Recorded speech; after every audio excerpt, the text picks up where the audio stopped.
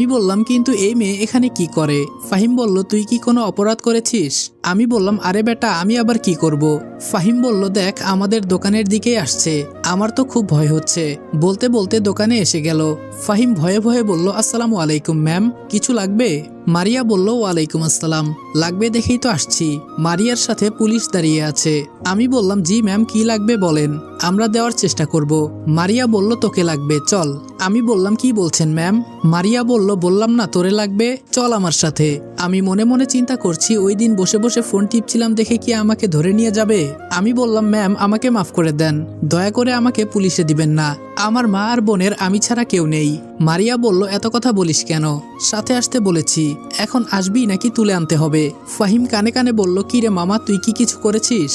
আমি বললাম সেই দিন অনুষ্ঠানে বসে ফোন টিপছিলাম, মন্ত্রীর দিকে একবারও তাকিয়ে দেখি নাই, এই জন্যই মনে হয়।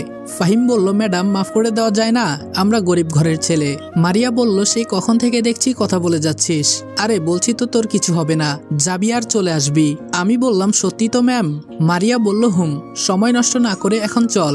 আমি দোকান থেকে বের হলাম, মারিয়ার সাথে মাইক্রোতে বসলাম, সাথে সাথে মাইক্রো চলতে লাগলো। আমি বললাম কিছু মনে না করলে একটা কথা বলতে পারি ম্যাম? মারিয়া আমার দিকে চেয়ে বলল বল। আমি বললাম আমাকে কোথায় নিয়ে যাচ্ছেন ম্যাম? মারিয়া বলল ম্যাডাম বলছে তোরে নিয়ে যেতে। আমি বললাম ওই যে মেয়ে মন্ত্রী যার সাথে আপনি থাকেন। মারিয়া বলল মেয়ে মন্ত্রী কি রে, সম্মান দিয়ে কথা বল, ম্যাডাম বলবি ম্যাডাম। আমি বললাম ঠিক আছে, কিন্তু কেন আমাকে তার কাছে নিয়ে যাচ্ছেন? মারিয়া বলল কি জন্য তোরে ডাকছে আমি বলতে পারবো না। মনে মনে বলল বলে দিলে তুই পরে যেতে চাইবি না। আমি বললাম আচ্ছা আপনার নাম কি ম্যাম? মারিয়া বলল নাম দিয়ে কি করবি? আমি বললাম কোনো সময় বিপদে পড়লে যদি আপনার নাম বলে বাঁচতে পারি তাহলে তো ভালোই হয়। মারিয়া বলল আমার নাম মারিয়া, আর তুই এত কথা বলিস কেন, চুপ করে বসে থাক। আমি বললাম আমার নাম রনি। মারিয়া বলল আমি তোরে তোর নাম বলতে বলেছি? আমি বললাম একসাথে বসে যাচ্ছি, পরিচিত তো হওয়া দরকার। আসলেই মারিয়ার সাথে বসে কলিজায় একটু সাহস এলো। মারিয়া বলল এই তোরে কি পুলিশের গাড়িতে দেওয়া লাগবে? আমি বললাম না না, এই যে চুপ করলাম। আমি চুপ করে বসে আছি। কিছুক্ষণ পর গাড়ি একটা বাসার সামনে গিয়ে থামলো। পুলিশ এসে দরজা খুলে দিতেই আমি গাড়ি থেকে নামলাম। যাই হোক পুলিশও দেখি আমাকে সম্মান দিল।